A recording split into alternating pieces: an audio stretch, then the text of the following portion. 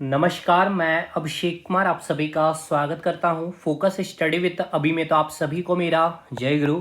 तो चलिए, आज लास्ट क्लास है हम लोगों का कंप्यूटर का। तो चलिए पहले मैं आपको समझा दूं पूरा क्लियर कट क्या क्या चीज़ें आपको दी गई है। देखिए भाई, हम लोगों का जो लास्ट चैप्टर चल रहा था वो है आज हम लोगों का क्या, कंप्यूटर मेमोरी। ठीक है, बहुत शिद्दत से आपको मैंने पढ़ाया भी है कंप्यूटर और आपने पढ़ा भी है। कंप्यूटर मेमोरी काफ़ी इंपॉर्टेंट चैप्टर है। मैंने आपको शुरू से कहा है कि यहाँ से 2 से 3 क्वेश्चन आपको एग्जाम में देखने को मिलेंगे। दूसरी बात, कंप्यूटर मेमोरी में हम लोगों को क्या पढ़ना था, तो सबसे पहले हम लोगों ने स्टोरेज डिवाइस के तीनों टाइप्स को समझा था, यानी मैग्नेटिक मेमोरी, ऑप्टिकल मेमोरी और इलेक्ट्रिकल मेमोरी। ये हमने अच्छे से खत्म किया चीज़ों को समझते हुए। फिर हमने आगे बढ़ा। फिर इसके बाद हमने आपको बताया था प्राइमरी मेमोरी के बारे में। ठीक है ना, मैं आपको दिखा एक एक चीज क्लियर कर देता हूं। देखिए, कंप्यूटर मेमोरी को हमने 2 भाग में बांटा था। एक है आपका प्राइमरी मेमोरी और एक है आपका सेकेंडरी ऑक्सिलरी मेमोरी। तो प्राइमरी मेमोरी और सेकेंडरी ऑक्सिलरी मेमोरी में मैंने सबसे पहले आपको क्या पढ़ाया, सेकेंडरी ऑक्सिलरी मेमोरी यानी कि सैम के बारे और डैम के बारे। अब ये क्या होता है बहुत डिटेल में हमने एक क्लास में खत्म किया।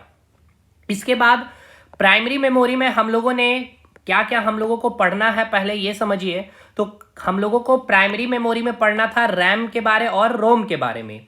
तो हम लोगों ने एक क्लास कंप्लीट लिया रैम के डायनेमिक रैम के बारे में, यानी कि इस सेक्शन को पूरा कवर कर लिया।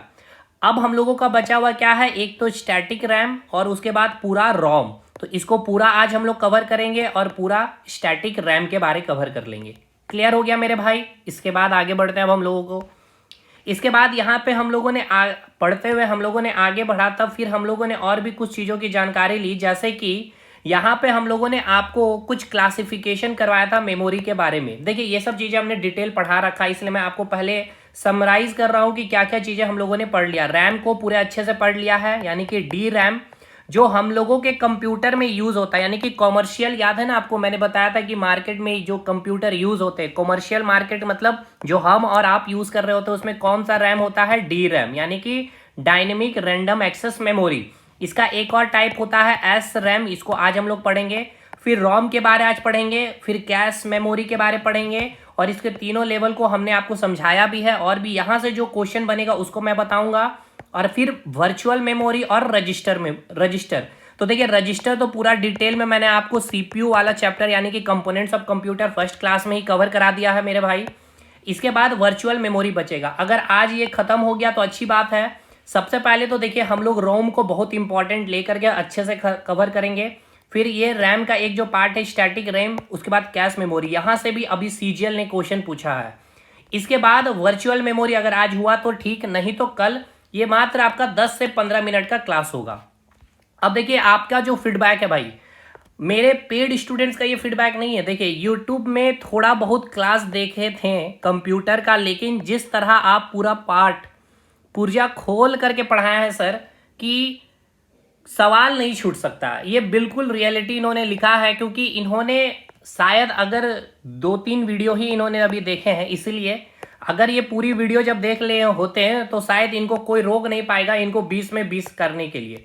और मैं अभी भी कर रहा हूँ कि आपके पास सही समय है, और ये एक्चुअली हमारे साथ काफ़ी समय से जुड़े हुए भी आप देख भी सकते हैं। तो अब भाई देखिए, यहाँ पे हम लोग आते हैं मेन मुद्दे पे, बात करते हैं कि कंप्यूटर सेक्शन में जो आपको मैंने बताया कि जो रजिस्टर है, यानी कि ये रजिस्टर आपको इस कंपोनेंट्स ऑफ कंप्यूटर में कंप्लीट पढ़ा दिया गया। इसके बाद मेमोरी यूनिट्स पूरा चैप्टर कंप्लीट है। History and generation, classification of computer, internet, networking और कंप्यूटर सिक्योरिटी। इसके बाद हार्डवेयर, सॉफ्टवेयर, एमएस वर्ड में एक्सेल, पावर पॉइंट स्किप कर लेना है, कोई जरूरी नहीं है। बस कंप्यूटर मेमोरी, इसमें आपको आज का एक क्लास आएगा। और वर्चुअल मेमोरी खत्म हो गया तो ठीक है, नहीं तो 3 या फिर यहाँ पे 4 या 5 वीडियो दिखेगा। एक टेस्ट सीरीज आपको दे दिया गया 5 सारा PYQ, इसको लगा लीजिए। एक मोस्ट इंपॉर्टेंट अलग से मैंने, देखिए हर वीडियो का आपको PDF यहाँ पर दिखेगा, ठीक है ना। जैसे कि देखिए, हर वीडियो का आपको यहाँ पर PDF देखने को मिलेगा। इसके अलावा मैंने एक मोस्ट इंपॉर्टेंट PDF डाला है। अभी मैं आपको 2 PDF और दूंगा, ठीक है ना। 2 PDF, एक तो पूरा शॉर्टकट की का, और भी एक PDF मैंने रखा है, वो भी आपको प्रोवाइड कर ली है। चलिए भाई, तो बिना देर के हुए चीज़ों को स्टार्ट करते हैं आज की क्लास को हम लोग।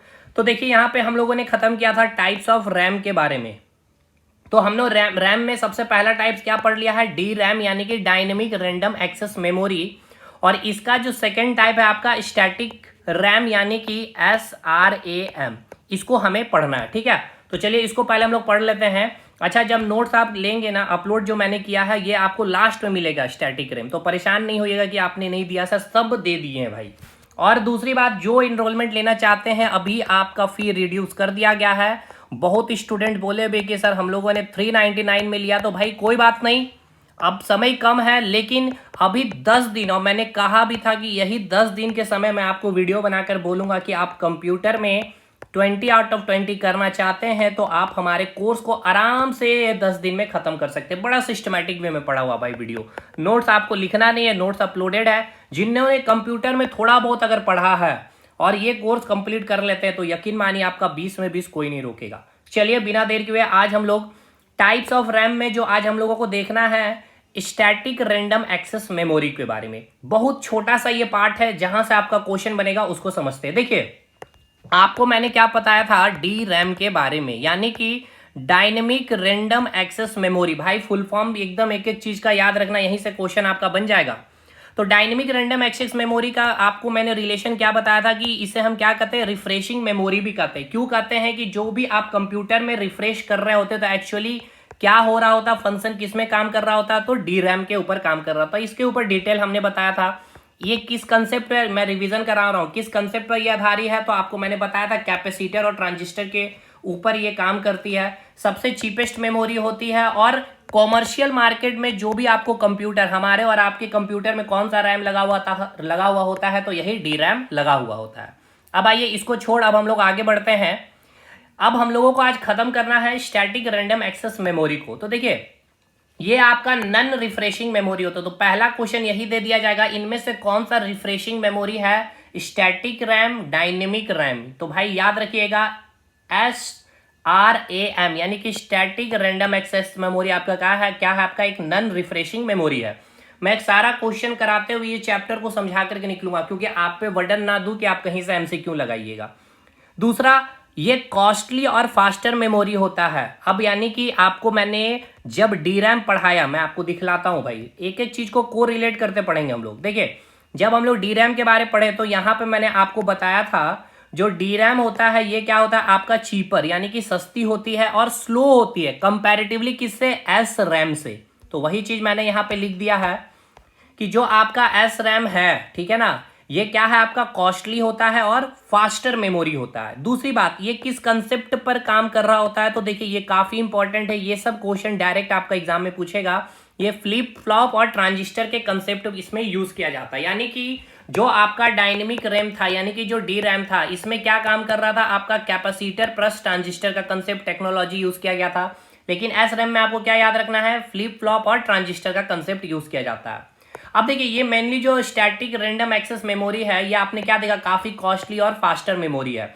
अब ये क्यों बनाया गया ना, देखिए हम इस स्टैटिक रैंडम एक्सेस मेमोरी का कहाँ यूज करते हैं समझिए, जहां पर कि 1 सेकेंड में भी अगर आपका कंप्यूटर अगर रुक जाता है, जैसे कि आप घर में कंप्यूटर यूज कर रहे हैं, अगर 1 सेकेंड के लिए कंप्यूटर रुक भी जाए तो क्या कोई दिक्कत नहीं है। लेकिन अगर सोचिए एयर ट्रैफिक कंट्रोल, जहां पे एरोप्लेन का लैंडिंग होना या वहां से टेक ऑफ करना, अगर वहां पर अगर कंप्यूटर सिस्टम 1 सेकेंड के लिए भी रुक गया तो समझिए कितने लोगों का जान यहां से जा सकता है। यानी कि 1 सेकेंड के लिए भी कंप्यूटर का नहीं रुकना है। या रेलवे सिस्टम की बात कर लें, या अगर मेट्रो स्टेशन में जो कंप्यूटर लगी होती है उसमें कौन सा रैम लगा हुआ होता है, तो आपका स्टैटिक रैंडम एक्सेस मेमोरी लगी हुई होती है। क्लियर है, इसलिए इसका यूज भी आपसे एग्जाम में पूछा जाता है। तो एयर ट्रैफिक कंट्रोलर आपको याद रखना है। इसके साथ साथ आपको याद रखना है कि रेलवे में, यानी कि रेलवे स्टेशन में अगर मैं आप जब देखेंगे तो वहां पे जो कंप्यूटर यूज हो रहे होते हैं, वहां पे एयर ट्रैफिक कंट्रोलर हो गया या फिर रेलवे कंप्यूटर हो गया या मेट्रो स्टेशन हो गया, इन सभी कंप्यूटर में कौन सा रैम यूज होगा, तो आपका स्टैटिक रैंडम एक्सेस मेमोरी। क्योंकि यहां अगर कंप्यूटर 1 सेकेंड के लिए भी बंद हुआ तो समझ सकते हैं कितनी बड़ी एक्सीडेंट या कितना बड़ा इंसिडेंट पूरे इंडिया लेवल पे घट सकता है। इसलिए ये आप अगर कंप्यूटर में यूज कर रहे हैं तो आपका कंप्यूटर भी काफी कॉस्टली हो जाएगा। अब वो कंप्यूटर का प्राइस ही अगर आप देखेंगे तो 10 लाख, 15 लाख, 18 लाख ऐसे ऐसे प्राइस लेवल पे होते हैं। तो क्या हम और आप उसे यूज कर सकते हैं? नहीं। इसीलिए देखिए डी रैम क्यों बनाया गया कि भाई जो मार्केट में जो लोग हैं वो इस्तेमाल कर सके, वहां पर कुछ सेकेंड के लिए आपका कंप्यूटर रुके भी तो कोई दिक्कत नहीं, तो इसका प्राइस भी कम होता है। 30,000, 20,000, 25,000 में आप लैपटॉप अभी परचेस कर सकते हैं। लेकिन अगर SRAM static random access memory use किया गया है तो वो कंप्यूटर काफी कॉस्टली और काफी फास्ट होगी। समझ में आ गया भाई? बस इतना ही यहां से सवाल बनेगा स्टैटिक रैंडम एक्सेस मेमोरी से। अब चलिए, आपका रैम वाला पार्ट मैंने पूरा खत्म कर दिया है। चलिए अब हम लोग का मेन आज हम लोगों का क्लास है रोम, ठीक है। यानी यहां से आज हम लोगों को स्टार्ट करना है। यानी अगर आप देखें तो हम लोगों ने क्या कंप्लीट कर लिया, यहाँ ये भाई मेन चीज यहाँ पे आपको दिखाया गया है। पहले इसको हटा लिया जाए, क्लियर कर लिया जाए अच्छे से। चलिए, तो मेमोरी में हम लोगों ने पहला तो इंट्रोडक्शन पार्ट बड़े अच्छे से चीजों को खत्म किया है। तो अब हम लोगों ने क्या खत्म कर लिया, आपका पूरा का पूरा ये जो रैम देख रहे हैं, इस रैम को पूरा खत्म किया। इसके दोनों पार्ट को हमने खत्म किया, चाहे आपका स्टैटिक रैंडम एक्सेस मेमोरी हो या फिर आपका डायनेमिक रैंडम एक्सेस मेमोरी, इन दोनों को हम लोगों ने पूरा डिटेलिंग करके अच्छे से समाप्त कर दिया। अब हम लोग पढ़ेंगे रोम के बारे में और टाइप्स ऑफ रोम के बारे में। चलिए तो स्टार्ट करते हैं रोम के बारे में। सबसे पहले इसका फुल फॉर्म देखिए क्या है। सबसे पहले तो इसके फुल फॉर्म से ही आपका क्वेश्चन बन जाता है। तो इसका फुल फॉर्म है आपका रीड ऑनली मेमोरी। अब आइए इसको समझते हैं, एक बार पूरे डिटेल करते हैं। थोड़ा सा आपको मैं एक स्ट्रक्चर बनाता हूं और चीजों को समझाता हूं। देखिए हम लोग को क्या पढ़ना है, रोम पढ़ना है, ठीक है। अब मैंने आपको एक प्रोग्राम के बारे में पढ़ाया था, BIOS के बारे में, ठीक। इसका फुल फॉर्म आपसे पूछा जाता है, क्या होता है, बेसिक इनपुट आउटपुट सिस्टम, ठीक है। ये क्या है, आपका एक प्रोग्राम है, ठीक है ना। ये क्या है, आपका एक प्रोग्राम है। अब ये जो प्रोग्राम है इसको कहाँ डाला जाता है, तो आपके इसी रोम के अंदर डाला जाता है। आखिर ये प्रोग्राम करता क्या है, तो देखिए जब आप कंप्यूटर का पावर बटन प्रेस करते हैं, ठीक है, जैसे ही पावर बटन प्रेस करते हैं तो आपका कंप्यूटर जो ऑन होने में जो प्रोसेस होता है, यानी कि कंप्यूटर के ऑन होने में जो भी प्रोसेस होगा वो सारा प्रोसेस इस प्रोग्राम में डाला जाता है। सारे के सारे जो भी कंप्यूटर से आपके हार्डवेयर लगे हुए होंगे, माउस लगा होगा, मॉनिटर लगा होगा, कीबोर्ड लगे होंगे, प्रिंटर लगे होंगे, तो ये सारा प्रोग्राम के थ्रू ही क्या होगा, जब आप पावर बटन प्रेस करेंगे तो सभी जो भी हार्डवेयर इस कंप्यूटर सिस्टम से लगे होंगे उनको क्या किया जाएगा, सिग्नल भेजा जाएगा, चेक किया जाएगा कि सभी प्रॉपर वे में काम कर रहा है या नहीं। तो आप देखेंगे आपकी कीबोर्ड में लाइट जलेगा, माउस में लाइट जलेगा, प्रिंटर है तो वहां लाइट जलेगा, मॉनिटर आपका ओपन होते हुए दिखेगा। तो आपने जो पावर बटन प्रेस किया ना, तो पावर बटन प्रेस करने के बाद जो आपका कंप्यूटर ऑन हो रहा होता, तो कंप्यूटर के ऑन होने में जो भी प्रोसेस हो रहा होता वो सारा प्रोसेस का सेटअप आपका इस प्रोग्राम में लिखा हुआ रहता है। सारे के सारे इंस्ट्रक्शन इसमें लिखे होते हैं। यानी कि प्रोग्राम का मतलब ही मैंने बताया सॉफ्टवेयर चैप्टर में, सेट ऑफ इंस्ट्रक्शन होता है। तो ये प्रोग्राम क्या होता है, आपका BIOS होता है। और ये BIOS प्रोग्राम कहां डाला जाता है, तो आपका रोम के अंदर डाला जाता है। यहां तक चीजें क्लियर है या नहीं बताइएगा। हमने आपको क्या बताया सर, हम लोग आपको ये बताया कि हम लोग पढ़ क्या रहे हैं, तो हम लोग रोम के बारे में पढ़ रहे हैं। यानी कि रोम का फुल फॉर्म क्या होता है, रीड ऑनली मेमोरी। अब समझिएगा, हमने ये बताया। पहले तो आप ये बताइए ये क्या है, आपका एक हार्डवेयर है। यस, हार्डवेयर है। हार्डवेयर क्यों है, क्योंकि इसे आप देख सकते हैं और छू भी सकते हैं। अब ये जो रोम जो आपका हार्डवेयर है ये कहाँ लगा होता है, ये भी आपका क्वेश्चन पूछता है। तो आपके मदरबोर्ड में लगा होता है। अब ये मदरबोर्ड को भी मैंने दिखाया है बहुत अच्छे से।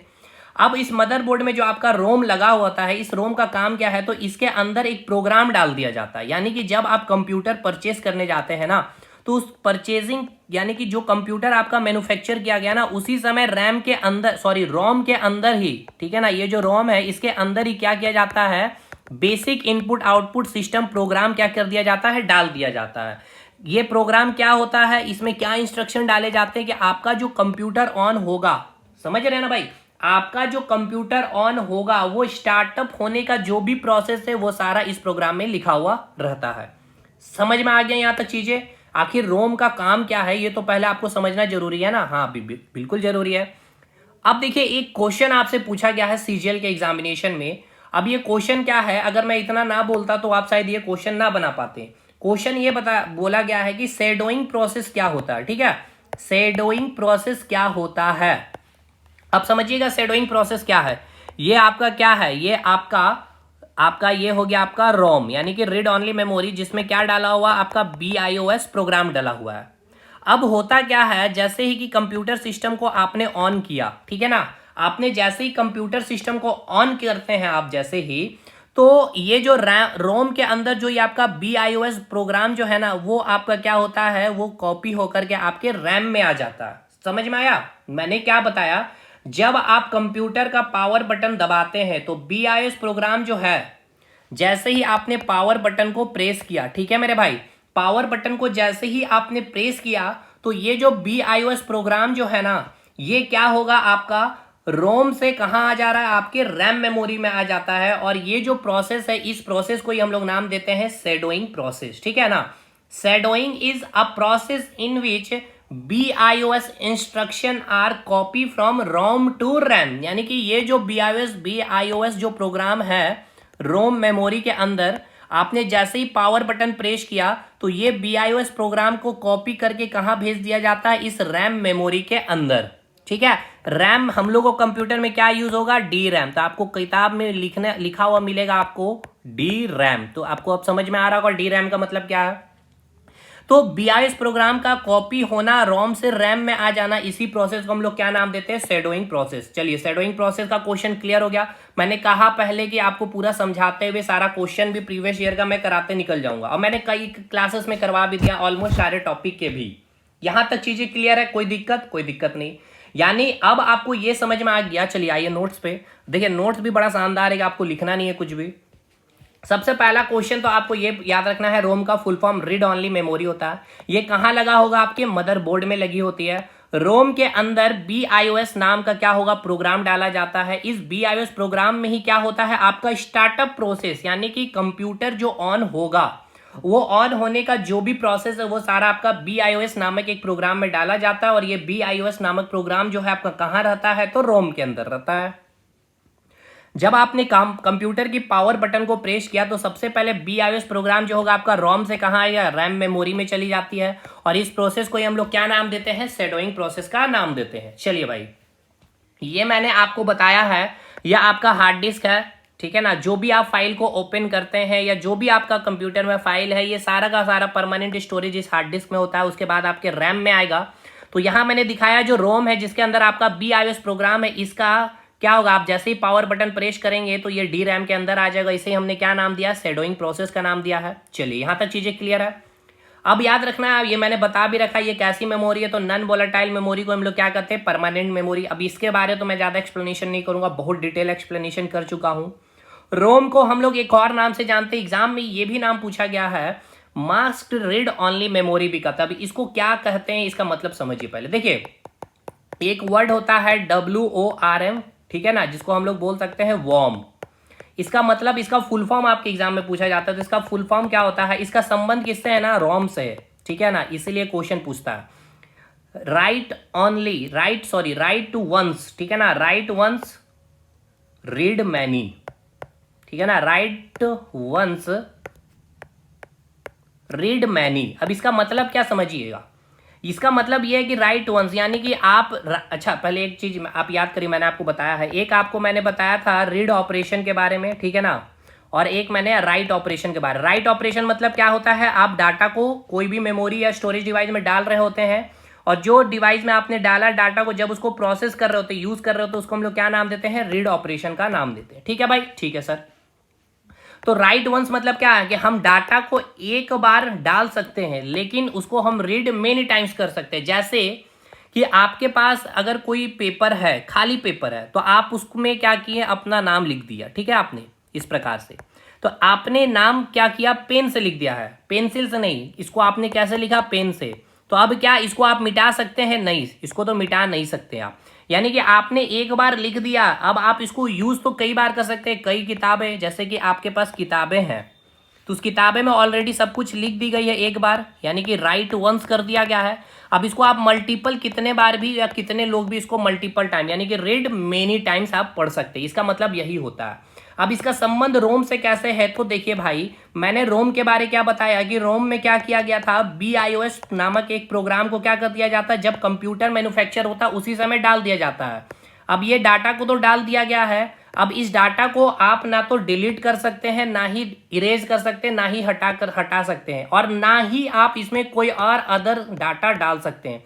केवल जो डाटा डाल दिया गया है उसको आप मल्टीपल टाइम यानी कि इस प्रोग्राम को आप यूज कर सकते हैं। जब भी पावर बटन प्रेस करेंगे तो ये प्रोग्राम काम करेगा, इसीलिए रोम को वॉर्म कहा जाता है। ये समझ में आया कि नहीं? या फिर इसको अभी मैंने एक नाम बताया आपका, इसका नाम मैंने बताया मास्क रीड ओनली मेमोरी, यानी कि क्या है, ये केवल आपका मास्क यानी कि मास्क्ड का मतलब ये होता है कि वैसी मेमोरी जो मैन्युफैक्चरिंग करते समय ही क्या कर दिया गया था, उसमें डाटा राइट कर दिया गया था। समझ में आया ना? यानी कि जो डिवाइस बनाया जा रहा था कंप्यूटर के समय, कंप्यूटर बनाते समय उसमें ही जो डाटा डाल दिया गया, यानी BIOS प्रोग्राम जो डाल दिया गया, अब उसको आप क्या कर सकते हैं, डिलीट कर सकते हैं, नहीं कर सकते हैं, या उसमें कोई एक्स्ट्रा कोई और डाटा डाल सकते हैं, नहीं, तो इसलिए उसको हम लोग कहते हैं मास्क्ड। ठीक है ना? तो मास्क्ड का मतलब क्या हुआ, वैसी मेमोरी जो मैन्युफैक्चरिंग के समय ही डाटा को क्या कर दिया जाता है, राइट कर दिया जाता है, उसे हम क्या कहते हैं, मास्क्ड रीड ओनली मेमोरी भी कहते हैं। ठीक है ना? यहां तक चीजें क्लियर है? ठीक है, अब आगे बढ़ते हैं। रोम को हम लोग वॉर्म यानी कि राइट वंस रीड मैनी, ये तो आपको समझ में आ रहा होगा प्रोसेस क्या है आपका, किससे संबंधित है, रोम से। इसका फुल फॉर्म याद रखिएगा, राइट वंस रीड मैनी, मतलब क्या कि आपका जो रोम स्टोरेज डिवाइस जो है मेरे भाई, ठीक है ना, ये जो आपका रोम स्टोरेज डिवाइस जो है, इसमें क्या कर दिया गया, मैन्युफैक्चरिंग कंप्यूटर बनाते समय ही इसमें क्या कर दिया, बायोस प्रोग्राम डाल दिया गया। अब एक बार आपका जो डल गया सो डल गया, अब आप इसको क्या कर सकते हैं, ना तो डिलीट कर सकते हैं ना हटा सकते हैं, लेकिन आप इसको यूज कई बार कर सकते हैं, इसलिए इसको हम लोग बोलते हैं राइट वंस रीड मैनी। तो इसका संबंध किससे है, रोम से संबंध है। कंप्यूटर मैन्युफैक्चरिंग के समय ही डाटा क्या कर दिया जाता है, राइट कर दिया जाता है। ये सारा चीज मैंने यहाँ लिख भी दिया, यहाँ तो कोई दिक्कत है नहीं। अच्छा, ये क्या है आपका, एक non erasable memory, very very important, आपको पूछेगा क्वेश्चन देकर एग्जांपल में। नन इरेजेबल मेमोरी समझ में आ रहा ना, क्योंकि आप ये प्रोग्राम को यानी कि जो आपका BIOS प्रोग्राम जो आपका रोम के अंदर डाल दिया गया, इसको आप क्या कर सकते हैं, इरेज नहीं कर सकते, ना तो आप उसको डिलीट कर सकते, इसलिए ये क्या है, एक आपका नन इरेजेबल मेमोरी है। ये पूरा का पूरा रोम का पार्ट है भाई। अब मैंने आपको क्या क्या बताया, मैंने रोम के बारे ये बताया कि ये आपका कैसा एक हार्डवेयर है। ठीक है सर, ये क्या है आपका एक हार्डवेयर है, ये कहाँ लगा होता है, आपके मदरबोर्ड में लगा होता है। दूसरा, ये आपका क्या काम करता है, किस प्रोसेस पे, वर्म प्रोसेस पे, यानी कि राइट वंस रीड मैनी, यानी कि राइट वंस रीड मैनी का मतलब क्या है, इसमें एक बार डाटा डाल दिया जाएगा मैन्युफैक्चरिंग करते समय, दोबारा आप इसमें डाटा को ना डाल सकते हैं ना डाटा को डिलीट कर सकते हैं, इसलिए इसको हम लोग मास्क्ड रोम भी कहते हैं। इसके अलावा हमने ये बताया था कि रोम से रैम में क्या होना, बायोस प्रोग्राम का कॉपी होना, इसे हम क्या नाम देते हैं, शैडोइंग प्रोसेस का नाम देते हैं। ठीक है, इतना चीज हमने जाना था। एक नॉन वोलेटाइल मेमोरी है और ये परमानेंट मेमोरी भी है। याद हो गया सारा कुछ याद करते चलेंगे भाई। अब इसके बाद आपको मैंने ये बता दिया, ये सारा कुछ हो गया नॉन इरेजेबल मेमोरी, क्योंकि इसके डाटा को हम लोग डिलीट नहीं कर सकते हैं। अब धीरे धीरे क्या हुआ, एडवांस वर्जन बनाया गया, जैसे कि अब भाई हम यहाँ पर डाटा को डिलीट नहीं कर सकते, तो हम ऐसा रोम बनाए जिसमें हम डाटा को डिलीट कर सके, या डाटा में हम कुछ उस रोम के अंदर हम कुछ डाटा को एंट्री कर सके। इस रोम के अंदर हम कुछ डाल सकते हैं नहीं, क्योंकि ये मैन्युफैक्चरिंग कंप्यूटर जब बन रहा था उसी समय उसके अंदर BIOS प्रोग्राम डाल दिया गया। ठीक है ना, अब उसमें आप कुछ भी इंसर्ट नहीं कर सकते थे। ठीक है, यहां तक चीजें क्लियर है? चलिए अब आगे बढ़ते हैं। इसका कुछ एडवांस वर्जन आ रहा है, यहां से आपका क्वेश्चन बना हुआ है, जिससे पहला इसका एडवांस वर्जन आया रोम का PROM, जिसे हम कहेंगे प्रोग्रामेबल रीड ओनली मेमोरी। ये क्या है, एक खाली मेमोरी होगी। ठीक है ना, ये कैसी मेमोरी होगी, खाली मेमोरी। इट मींस क्या, ये अगर खाली मेमोरी है तो इसमें हम क्या कर सकते हैं, डाटा को डाल सकते हैं। सिंपल सा कंसेप्ट है भाई, ये खाली मेमोरी है। तो कंप्यूटर जब बनाया जा रहा होगा ना, तब PROM में कोई भी इंस्ट्रक्शन या प्रोग्राम देखिए नहीं डाला जाता है जब कंप्यूटर, लेकिन रोम के केस में क्या था, कंप्यूटर बनते समय क्या कर दिया गया, BIOS नामक एक प्रोग्राम को डाल दिया जाता। अब ये जो PROM बनाया गया, इसका एडवांस वर्जन, जिसमें क्या किया गया, ये खाली मेमोरी बनाया गया, इसमें आप अपने अकॉर्डिंग क्या कर सकते हैं, कोई भी डाटा को या कोई भी इंस्ट्रक्शन को डाल सकते हैं। लेकिन ये एक नॉन इरेजेबल मेमोरी, मतलब एक बार जो आपने डाल दिया आप उसको फिर इरेज नहीं कर पाएंगे। ठीक है, ये एडवांस देखिए, धीरे धीरे चीजें एडवांस होगी और फ्लेक्सिबल होती जाएगी, आपको अभी आगे पढ़ने को मिलेगा, और रोम का और भी एडवांस वर्जन। तो एक इसका आपको क्या मिल रहा है ड्रॉबैक, कि आप इसमें क्या कर सकते हैं, इरेज नहीं कर सकते दोबारा। एक बार जैसे आपने एक मूवी डाल दिया, जस्ट एक एग्जांपल समझिए, आपने कोई एक मूवी डाल दिया, अब इस मूवी को ही देखना, आप चाहेंगे कि इस मूवी को डिलीट करके दूसरा मूवी डाले, तो ये पॉसिबल नहीं है, नॉन इरेजेबल मेमोरी। हाँ, ये खाली तो है, ये एक ब्लैंक मेमोरी है। चलिए, ये क्लियर हो गया। अब आगे बढ़िए। अब रोम का अगला एडवांस वर्जन आ रहा है, आपका नाम है EPROM। ठीक है ना, फुल फॉर्म ये सब एकदम याद रखेगा, erasable programmable read only memory. ठीक है ना, erasable programmable read only memory. ये भी कैसी मेमोरी है, तो ये भी आपकी खाली मेमोरी होती है, यानी कि ब्लैंक मेमोरी होती है। इसमें हम क्या कर सकते हैं, डाले गए जो प्रोग्राम है, यानी खाली है तो इसमें हम डाटा को डाल सकते हैं, बिल्कुल डाटा को डाल सकते हैं। अब आपने जो डाटा को डाला है, इसमें ये एडवांस वर्जन बनाया गया कि इसमें आप डाटा को क्या कर सकते हैं, मिटा भी सकते हैं by using ultra violet radiation. तो ये क्वेश्चन आपका पूछा गया है कि ईपी रोम में जो हम डाटा को इरेज करेंगे किस प्रोसेस से, तो याद रखना है ईयूवी रेडिएशन का यूज करते हैं, ठीक है। अब इसके बाद और एडवांस वर्जन आया रोम का, जिसे हम कहते हैं डबल ई प्रोम, यानी कि electrically erasable programmable read only memory. देखिए यहां आ गया इरेजेबल, यानी कि आपसे पूछा जाएगा इनमें से कौन सा इरेजेबल मेमोरी है, ठीक है ना। तो आपको ऑप्शन में रहेगा रोम या फिर पी रोम या फिर ईपी रोम, तो आपको रखना है ईपी रोम। या अगर आ जाए डबल ई तो ये भी नाम में ही देखिए आपका है इलेक्ट्रिकल इरेजेबल, ठीक है ना। इरेजेबल यानी ये भी इरेजेबल होगा। तो चलिए पढ़ते हैं हम लोग डबल ई प्रोम के बारे में। डबल ई प्रोम क्या बोल रहा है, electrical erasable programmable read only memory, इसका फुल फॉर्म ये होता। ये भी क्या है, खाली मेमोरी है। खाली मेमोरी यानी इसमें हम डाटा डाल सकते हैं। यस, ये आपका एक इरेजेबल मेमोरी, क्योंकि नाम में ही इरेजेबल मेमोरी। लेकिन इसमें जो हम डाटा को कैसे डिलीट करेंगे, तो बाय इलेक्ट्रिसिटी, याद रखना है। लेकिन अल्ट्रा वायलेट रेडिएशन का हम कहाँ इस्तेमाल करते हैं, याद रखना है ईपी रोम में। वेरी वेरी इंपॉर्टेंट, ये सारे ही क्वेश्चन है आपका और सारा एक जगह मैंने कलेक्शन कर दिया। यहाँ इलेक्ट्रिसिटी के द्वारा ईपी डबल ई प्रोम में डाटा को क्या किया जाएगा, डिलीट किया जाएगा। ये एक ब्लैंक मेमोरी है, ये भी इरेजेबल मेमोरी है। इरेजेबल यानी डिलीट कर सकते हैं, तभी तो हम इसमें इलेक्ट्रिसिटी का प्रोसेस यूज कर रहे हैं। यहाँ भी आपका क्या है, ये भी आपका इरेजेबल मेमोरी है, लेकिन कैसे होगा इसमें इरेज, तो यूवी रेडिएशन के थ्रू। लेकिन इसमें जो प्रोसेस था अभी तक जो इरेज होने का, ये प्रोसेस काफी स्लो था, ठीक है ना। स्लो होने का मतलब ये कि जैसे कि मान लीजिए मैं लिख रहा हूं ABHISHE अभिषेक, ठीक है। अब इसमें देखिए इरेजिंग प्रोसेस क्या हो रहा है, देखिएगा समझिएगा। जैसे कि अभी मैं इरेज कर रहा हूं इस प्रकार से, ठीक है। इस प्रकार से यहाँ पे डाटा डिलीट हो रहा था, इरेज हो रहा था। तो इसमें देखिए आपको क्या लगा, समय लगा कि नहीं लगा, बिल्कुल लगा। अब यही चीज को मैं दिखाता हूं एक और प्रोसेस से। फिर से मैं अपना नाम लिख रहा हूं अभिषेक, ठीक है। अब इसको मैं देखिए डिलीट करूंगा, देखिए यूं गया, यूं गया, यूं गया, यानी 3 बार मैंने टच किया, ये डिलीट हो गया। उसमें मैंने मल्टीपल टाइम्स टच किया। तो ये जो मल्टीपल टाइम्स टच करके जो आप डिलीट कर रहे थे, इरेज कर रहे थे, ये सारे अभी तक रोम में आपने देखा।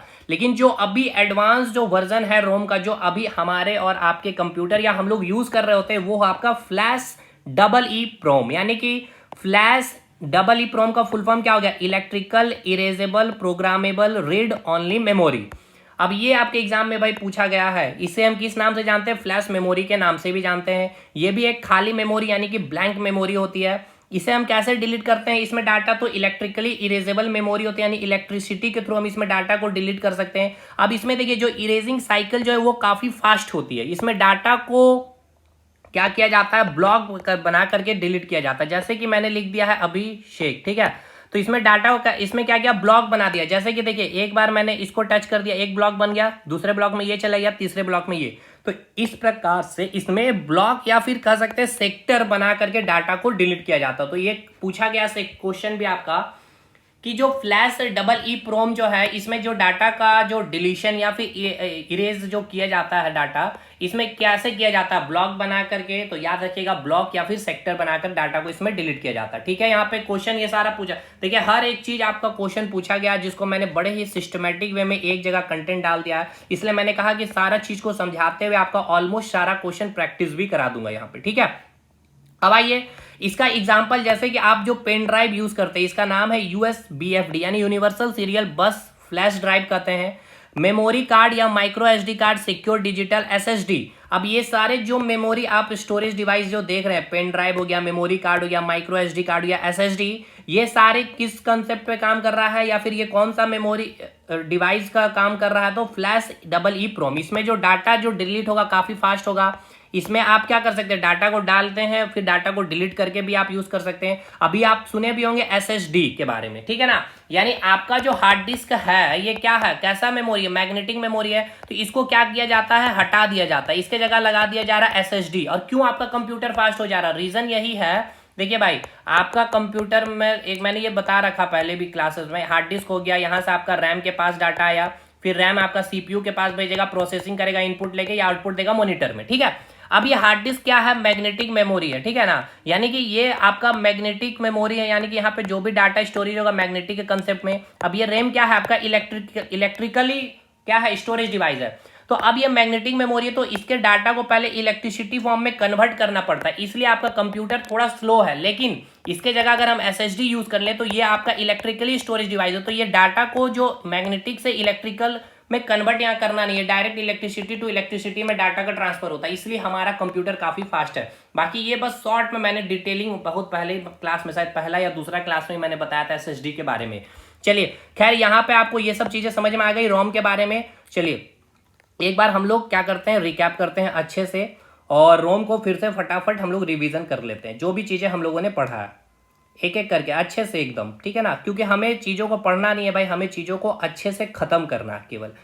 चलिए आगे बढ़ता, एक एक क्वेश्चन मैंने यहाँ पे करवा दिया, जितना क्वेश्चन आपका अभी पूछा गया है एसएससी वगैरह ये सब में सारा क्वेश्चन यहाँ मैंने ले लिया, तो इसलिए आपको ये टेंशन नहीं लेना, प्रीवियस समय है आप लगाइए, कोई दिक्कत नहीं है। बाकी मेरा टेस्ट सीरीज में जो क्वेश्चन है कंप्यूटर में मैंने आपको टेस्ट सीरीज प्रोवाइड कर दिया, वो सब लगाइए। मैंने बताया रोम के बारे में, रोम के बारे में मैंने आपको क्या बताया सर, रोम के बारे में मैंने ये बताया, इसका फुल फॉर्म पहले की रीड ऑनली मेमोरी होती है, ये आपका एक हार्डवेयर होता है जो मदरबोर्ड में लगे होते हैं। इस रोम के अंदर आपका BIOS नामक एक प्रोग्राम डाला जाता है। देखिए नोट्स भी अगर शिद्दत से पढ़ लिए ना तो बहुत सारी चीजें कवर हो जाएगी, लेकिन अभी मैं आपको कहूंगा वीडियो के साथ कवर करिए, क्योंकि आपके पास 10 दिन का समय, क्या 1 घंटा 30 मिनट आप नहीं दे सकते पर डे कंप्यूटर क्लास में, जहां आप 20 में 20 कर सकते हैं, ठीक है ना। खैर चलिए, आप जो भी इंटरेस्टेड है भाई आप हमारे एप्लीकेशन इंस्टॉल करिए, ये 10 दिन वाकई कंप्यूटर बहुत अच्छा कर सकते हैं आप। तो चलिए भाई बात करते हैं इसके बाद, इस BIOS प्रोग्राम में क्या होता है, जो भी कंप्यूटर ऑन होगा वो सारा प्रोसेस इसमें प्रोग्रामिंग किया हुआ रहता है। यहां तक चीजें क्लियर है। शेडोइंग प्रोसेस क्या होता है, रोम से रैम में मेमोरी का क्या होना चाहिए, यानी ये BIOS प्रोग्राम क्या होता है, रोम से रैम में आ जाता है, कॉपी हो जाता है, इसको हम क्या कहते हैं, शेडोइंग प्रोसेस का नाम देते हैं। ये एक नॉन वोलेटाइल मेमोरी है जिसे परमानेंट मेमोरी भी कहते हैं। रोम को हम क्या नाम देते हैं, मास्क्ड रीड ऑनली मेमोरी भी कहते हैं। रोम क्या है कंसेप्ट पे, यानी कि वर्म कंसेप्ट पे काम करता है, यानी वर्म मतलब राइट वंस रीड मेनी, यानी कि रोम में क्या कर सकते हैं हम, एक बार डाटा मैन्युफैक्चरिंग करते समय ही डाल देते हैं, इसलिए हम इसको क्या नाम देते हैं, मास्क्ड का नाम देते हैं, यानी मास्क्ड रीड ऑनली मेमोरी का नाम देते हैं। और एक समय इसके बाद हम क्या कर सकते हैं, ये जो डाटा डाल दिया गया इसको हम डिलीट नहीं कर सकते, ना ही हम इसको इरेज कर सकते हैं, इसीलिए भैया ये क्या है आपका राइट वंस रीड मेनी के कंसेप्ट पे काम करता है। ये एक नॉन इरेजेबल मेमोरी है, यानी कि हम इसे डिलीट भी नहीं कर सकते, इसलिए इसका एडवांस वर्जन बनाया गया कि हम इसमें डाटा को डाल भी सके, डाटा को हम इरेज भी कर सके। तो पहला एडवांस वर्जन आया PROM, यानी कि full form programmable read only memory. इसका क्या आपका एक ब्लैंक मेमोरी, यानी खाली मेमोरी, यानी इसमें हम क्या कर सकते हैं, डाटा या इंस्ट्रक्शन प्रोग्राम को डाल सकते हैं। देखिए कंप्यूटर बनाते वक्त इसमें कोई डाटा इंस्ट्रक्शन नहीं डाला जाता, आप बाद में इसमें क्या कर सकते हैं, इसमें डाटा को डाल सकते हैं, लेकिन देखिए कंप्यूटर बनाते वक्त यानी कि मैन्युफैक्चरिंग समय इस PROM में कोई भी इंस्ट्रक्शन प्रोग्राम में नहीं डाला जाता, इसमें आप अपने से कोई भी डाटा डाल सकते हैं, लेकिन एक बार जो आप डाल दिए उसके बाद आप उसको डिलीट नहीं कर सकते, ये है नॉन इरेजेबल मेमोरी। इसके बाद इसका एडवांस वर्जन आया जिसे हमने नाम दिया EPROM का, यानी erasable programmable read only memory का। ये खाली मेमोरी होती है, इसमें डाले गए प्रोग्राम को क्या कर सकते हैं हम लोग, मिटा सकते हैं, यानी आप इसमें डाटा डालिए फिर से, यानी एक मूवी लाए देख लिए उसको मिटा लीजिए, डिलीट करिए, फिर से दूसरी मूवी लाइए डिलीट करिए और फिर से दूसरा मूवी को डालिए। लेकिन यहाँ पे जो इरेजिंग प्रोसेस वो स्लो था, और इरेजिंग प्रोसेस कैसे होता था, अल्ट्रावायलेट रेडिएशन के थ्रू। फिर थोड़ा सा और स्पीड इंक्रीज किया गया इरेजिंग करने का, डिलीट करने का, जिसे हमने कहा EEPROM, electrically erasable programmable read only memory. ये भी खाली मेमोरी है, इरेजेबल मेमोरी, ये भी आप इरेज कर सकते हैं डाटा डाल करके, लेकिन कैसे होगा इसमें, इरेजिंग इलेक्ट्रिसिटी के थ्रू। ये भी प्रोसेस थोड़ा सा स्लो रहा। इसके बाद और एडवांस वर्जन हम लोगों ने बनाया फ्लैश EEPROM के बारे, यानी कि flash electrically erasable programmable read only memory. ये क्या है, इसको हम फ्लैश मेमोरी के नाम से भी जानते हैं। ये खाली मेमोरी यानी कि ब्लैंक मेमोरी होती है, इलेक्ट्रिकली इरेजेबल मेमोरी होती है। इसमें साइकिल काफी फास्ट है किसका, इरेजिंग करने का। और कैसे इरेज होगा, इसमें ब्लॉक या फिर सेक्टर बना करके डाटा डिलीट होंगे। इसके एग्जांपल आपको याद रखना, pen drive, memory card, micro SD card, यानी कि SD कार्ड का फुल फॉर्म पूछता है सिक्योर डिजिटल SSD। अच्छा SSD का कोई फुल फॉर्म बताएगा कमेंट करके, मैंने बता रखा भाई। चलिए USFD का याद रखना है, यूनिवर्सल सीरियल बस फ्लैश ड्राइव। यहां तक चीजें क्लियर है, यानी हम लोगों ने खत्म क्या कर लिया भाई, अब हम लोगों ने पूरा का पूरा कंप्लीट कर लिया है, पूरा का पूरा कंप्लीट क्या कर लिया है, रोम के बारे में, ठीक है, और रैम के बारे में, सारा रोम हमने देख लिया। अब हम लोग पढ़ेंगे कैश मेमोरी और इसके तीनों लेवल के बारे। तो चलिए इसको भी पढ़ लेते हैं, बहुत इंपॉर्टेंट है कैश मेमोरी भाई। क्वेश्चन कैश मेमोरी भी कभी कहते हैं, कभी कैश मेमोरी भी लोग कहते हैं। चलिए तो उससे हमें कोई मतलब नहीं, क्वेश्चन बनाना हमें। चलिए कैश मेमोरी क्या है इसको समझिए। तो इसको समझने से पहले एक फिगर बनाते हैं। इस फिगर को समझ गए यानी पूरा चीज आप समझ लीजिएगा।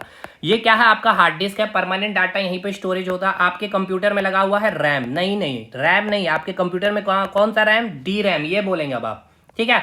अब आपको पता है ये रैम कैसे काम करता है, मैंने बताया था आपको, कैपेसिटर एंड ट्रांजिस्टर के कंसेप्ट पे काम करता है। मैंने कहा था कि यहाँ से जो भी डाटा आ रहा होगा, कभी कभी क्या होगा, कैपेसिटर क्या होता है फिजिक्स में, याद करिए, स्टोरेज ऑफ चार्ज। तो यहाँ पे डाटा का स्टोरेज होता है। तो कभी कभी आपके कंप्यूटर हैंग कर जाती है, कभी कभी चीजें ओपन नहीं हो पाती है, क्योंकि रिस्पॉन्स नहीं होता है, क्योंकि यहाँ से डाटा का लीकेज हो जाता है। तो इसी लीकेज को आपको मैंने समझाया था, रिफ्रेशिंग का कंसेप्ट, फिर डी रैम के बारे यही था। तो ये जो डाटा का लीकेज हो जा रहा है, तो जिसके कारण क्या है, आपका कंप्यूटर में आउटपुट स्लो दिखेगा। तो इस रैम के बाद यहां होता है आपका कैश मेमोरी, ठीक है ना, कैश मेमोरी। देन यहां होगा आपका सीपीयू और उसके बाद ये होता है आपका मॉनिटर। अब समझिएगा इसके कंसेप्ट को। तो देखिए यहां पे इसके अंदर जो भी डाटा है रैम के अंदर, ये सारा कैश मेमोरी क्या करता है, इसके डाटा को कॉपी करके अपने पास इकट्ठा कर लेता है। अब ऐसा क्यों, क्योंकि अगर मान लीजिए, देखिए यहां से डाटा आया रैम के पास, देखिए रेड कलर से डाटा आ रहा है हार्ड डिस्क से, कहां, रैम के पास। अब इस रैम से डाटा कहां जा रहा होता है, आपके सीपीयू के पास। ये कंफ्यूजन नहीं रखना कि कैश मेमोरी यहां है तो कैश मेमोरी से यहां डाटा आएगा, नहीं, कब आएगा उसको समझिए। जब यहां से कोई डाटा रैम का क्या हुआ, लीकेज हो गया, तो अब वो डाटा आपके सीपीयू के पास नहीं पहुंच पाया। अब वो डाटा कहां है, कैश मेमोरी के पास है। क्यों, क्योंकि कैश मेमोरी क्या करता है, इसके सारे डाटा को कॉपी करके अपने पास रख लेता है, ठीक है ना। अब ऐसा नहीं है कि अब आप जैसे ही रिफ्रेश करेंगे तो फिर से यहां से लीकेज जो हुआ था डाटा, वो फिर से वो डाटा आपके पास रैम से यहां आ जाएगा। लेकिन अगर आप रिफ्रेश नहीं भी करेंगे तो आपका मॉनिटर में बिल्कुल आउटपुट सही आ रहा होता है। क्यों, क्योंकि अब आपका जो सीपीयू है वो डाटा कहां से ले रहा होता है, कैच मेमोरी से ले रहा होता है। क्यों, कैच मेमोरी का मतलब समझे आपने, आपको मैंने फिर से एक बार फिगर, चलिए क्लियर करके भाई, एकदम आराम से, कोई जल्दबाजी नहीं, क्योंकि इस क्लास के बाद अब आपको ये चैप्टर नहीं पढ़ना, मैं ऐसे पढ़ा रहा हूं आपको। ये हो गया आपका हार्ड डिस्क, ठीक है। अब डाटा हार्ड डिस्क से कहाँ आएगा, आपके रैम के पास, ना जी ना, डी रैम हमारे कंप्यूटर में लगी होती है। इसके बाद यहाँ पे लगा होता है आपका कैश मेमोरी। कैश मेमोरी के बाद होता है आपका सीपीयू, और सीपीयू के बाद आपके पास होता है मॉनिटर। सीपीयू ने लिया इनपुट, सीपीयू ने किया प्रोसेसिंग, और सीपीयू फिर दे रहा होता है आउटपुट। अब जो आपका हार्ड डिस्क आप देख रहे हैं, जो परमानेंट डाटा, एक पीडीएफ भी ओपन कर रहे हैं, वो आपका यही स्टोरेज, यहां से डाटा आया रैम के पास। अब ये आपका किस कंसेप्ट में, ये सब मैंने समझा दिया है, कैपेसिटर एंड ट्रांजिस्टर के कंसेप्ट में काम करता है, इसलिए यहाँ पे डाटा लीकेज हो जाता है। अब लेकिन ये जो कैच मेमोरी जो आप देख रहे हैं, ये क्या करता है, इसके सारे डाटा को कॉपी करके अपने पास रख लेता है, ठीक है। यानी जो भी पीडीएफ वगैरह जो भी चीजें हैं, फाइल, वो सारा कॉपी करके कैश मेमोरी में आ गया है। अब अगर कोई भी डाटा यहाँ से लीकेज हो गया, ठीक है ना, अगर यहाँ से डाटा लीकेज हो गया तो सीपीयू अपना डाटा कहाँ से लेगा, वो लीकेज डाटा को कैश मेमोरी से ले लेता। लेकिन एक बात आपको याद रखना, सीक्वेंस डाटा कहाँ आएगा, रैम में आएगा, रैम से कैश मेमोरी में। ये कभी भी, देखिए ये मैं इसलिए बार बार बोल रहा हूं क्योंकि क्वेश्चन एग्जाम में पूछा गया है, ठीक है ना। सीपीयू डाटा कहां से लेती है, ये आपका एग्जाम में पूछा गया क्वेश्चन है मेरे भाई, याद रखना है। सीपीयू जो है डायरेक्टली डाटा किससे लेती है, ये मैं लिख रहा हूं, सीपीयू जो है डायरेक्टली डाटा किससे लेती है, तो रैम से लेती है। समझ में आया ना, रैम से लेती है। ऐसा नहीं कि फिगर में मैंने यहाँ कैश मेमोरी लिख दिया है तो यहां से आएगा, नहीं, ये कब लेगी, जब यहां से डाटा लीकेज होगा, तब ये यहां से सीपीयू क्या करती है, कैश मेमोरी से डाटा लेके उसको प्रोसेसिंग करेगी और आपको आउटपुट एज ए मॉनिटर में दिखला देगी। जब यहां से डाटा का लीकेज होगा तब, समझ में आया ना। तो ये पॉइंट क्लियर है आपको यहां तक। तो आपसे अगर पूछ लिया जाए कि सीपीयू जो होता है, ठीक है, एक बार मैं फिर से फिगर फ्रेश बना रहा हूं क्योंकि इस फिगर से मैं आपको पूरा क्वेश्चन करवा दूंगा आप, ठीक है। देखिए ये क्या हो गया, आपका हार्ड डिस्क हो गया, ये आपका रैम हो गया, ना जी ना, ये आपका डी रैम होता है, ठीक है ना, डी रैम हो गया। इसके बाद ये हो गया आपका कैश मेमोरी हो गया, ये हो गया आपका सीपीयू हो गया, और ये क्या हो गया, आपका मॉनिटर हो गया, ठीक है। ये आपका प्रोसेसिंग करता है, ये आपका इनपुट लेता है और ये आपका आउटपुट देता है। अब देखिए क्वेश्चन क्या क्या पूछेगा। जो आपका सीपीयू है ये डायरेक्टली डाटा किससे लेता है, तो याद रखिएगा रैम से। ये किसके ऊपर काम करता है, कैपेसिटर एंड ट्रांजिस्टर के ऊपर काम करता है। अब ये कैश मेमोरी ने क्या किया, ये सारे डाटा को कॉपी करके अपने पास कलेक्ट करके रख लेता है। जब कोई भी डाटा का लीकेज होगा तब कैश मेमोरी से डाटा लेगी सीपीयू। क्लियर है।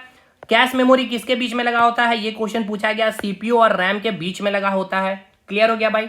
अब ये जो कैश मेमोरी हो ना, मेमोरी जो है ये सबसे फास्टेस्ट मेमोरी होती है, याद रखना है। आपको ऑप्शन में दे देगा कि इनमें से कौन सा फास्टेस्ट मेमोरी है, रैम, रोम, एसएसडी या फिर आपका कैश मेमोरी। तो याद रखना है कैश मेमोरी आपको टिक करना है। चलिए ये सारा मैंने क्वेश्चन करवा दिया। अब आगे बढ़ते हैं और भी चीजें आगे देखते हैं। देखिए कैश मेमोरी के बारे में हमने क्या लिखा है यहाँ पे, रैम की जो डाटा को डुप्लीकेट बनाकर खुद के पास क्या कर लेता है, ये इकट्ठा कर लेती है। सीपीयू रैम के बीच लगी होती है, ठीक है ना, ये मैंने बता दिया अभी, सीपीयू रैम के बीच ये लगा होता है। कंप्यूटर की सबसे फास्टेस्ट मेमोरी होती है ये। अब कैश मेमोरी की 3 लेवल होती है, याद करिए मैंने आपको बताया था 3 मेमोरी, आपको मैंने 3 लेवल के बारे में मैंने बताया था, L1 कैच, L2 कैच और L3 कैच। इनमें से क्या आपको याद है कौन हार्डवेयर है और कौन हार्डवेयर नहीं है, याद करिए, आपको मैंने बताया, ये क्वेश्चन आपका पूछा गया। खैर अब आपको याद हो चाहे ना हो, क्या कोई बात नहीं। आइए इस फिगर को देखिए ध्यान से, ये है आपका हार्ड डिस्क है, ठीक है, ये हो गया रैम यानी कि डी रैम है, ये होता है। उसके बाद आपका L3 कैच होता है, ये सीक्वेंस याद रखना है। उसके बाद L2 कैच, और ये जो आप सीपीयू जो देख रहे हैं ना, ये हो गया आपका सीपीयू। सब सीपीयू के भी मैंने 3 सेक्शन, 3 भाग दिखाए हैं। एक है आपका अर्थमेटिक लॉजिकल यूनिट, अब ये सब का फुल फॉर्म भी याद होना चाहिए भाई, CUMU मैं नहीं बताऊंगा, मुझे मालूम है कि आपको याद है, और सारा का सारा फंक्शन मैंने समझाया, पूरा सीपीयू को खोल करके बताया। और जस्ट इसके नीचे ऐसे यहां पर होगा L1 कैच, ठीक है ना। अब याद, ये सीक्वेंस एकदम याद रखिएगा, ये सीक्वेंस से भी आपका क्वेश्चन पूछेगा कि L1, L2 और L3 इनमें से आपको सीक्वेंस पूछेगा, तो सीपीयू के सबसे नजदीक कौन सा कैच होता है। देखिए ये क्वेश्चन आपका पूछा, देखिए यहाँ मैंने लिखा भी है कि ये सीपीयू के सबसे नजदीक होता कौन, L1, ठीक है। उसके बाद कौन होगा, L2। उसके बाद सबसे दूर कौन सा कैच होगा, कौन सा कैच मेमोरी आपका सीपीयू से दूर होगा, तो L3 कैच मेमोरी। इसीलिए सबसे फास्टेस्ट कौन होगा, L1, L2, 3, जो सबसे पास होगा वही फास्टेस्ट होगा। तो देखिए मैंने आपको 2 क्वेश्चन करवा दिया, सबसे फास्टेस्ट मेमोरी कैश मेमोरी, लेकिन अगर पूछ दिया जाए L1, L2 और L3 में सबसे फास्ट कौन, L1, सबसे नजदीक कौन, L1, नजदीक इसलिए फास्ट भी है, इससे बाहर एक भी क्वेश्चन नहीं आएगा। देखिए L1 कैच के बाद L2 कैच फास्ट होती है, देन उसके बाद L3 कैच मेमोरी फास्ट होती है, ठीक है ना, क्योंकि इसका डिस्टेंस अधिक है L3 का, ठीक है ना, सीपीयू से, इसलिए ये थोड़ा स्लो है, ये उससे पास है इसलिए थोड़ा सा अधिक, और ये सबसे पास है L1 कैच, इसलिए ये सबसे फास्टेस्ट होता है। समझ में आ गया क्वेश्चन का सारा। तो पूरा कैश मेमोरी, इससे बाहर अब आपको एग्जाम में कुछ नहीं भाई, जितना क्वेश्चन देखिए कैश मेमोरी से, जो आपको मैंने अभी कैश मेमोरी जो बताया ना, इससे 3-4 प्रकार के क्वेश्चन बनते हैं। मैं आपको बता दे रहा हूँ क्वेश्चन क्या क्या बनेगा। देखिए पहला क्वेश्चन तो आपसे कैश मेमोरी के बारे में ये पूछा जाएगा कि ये जो डुप्लीकेशन बनाती है, जो कॉपी करती है किसका, रैम के डाटा को कॉपी करके अपने पास रख लेती है। नेक्स्ट ये इसका आपको स्ट्रक्चर पूछेगा, किसके किसके बीच लगी होती है, सीपीयू और रैम के बीच लगी होती है, देख सकते हैं सीपीयू और रैम के बीच लगी होती है। सबसे फास्टेस्ट मेमोरी कौन सी होती है, तो याद रखना है कंप्यूटर के हिसाब से फास्टेस्ट मेमोरी कैश मेमोरी होती है।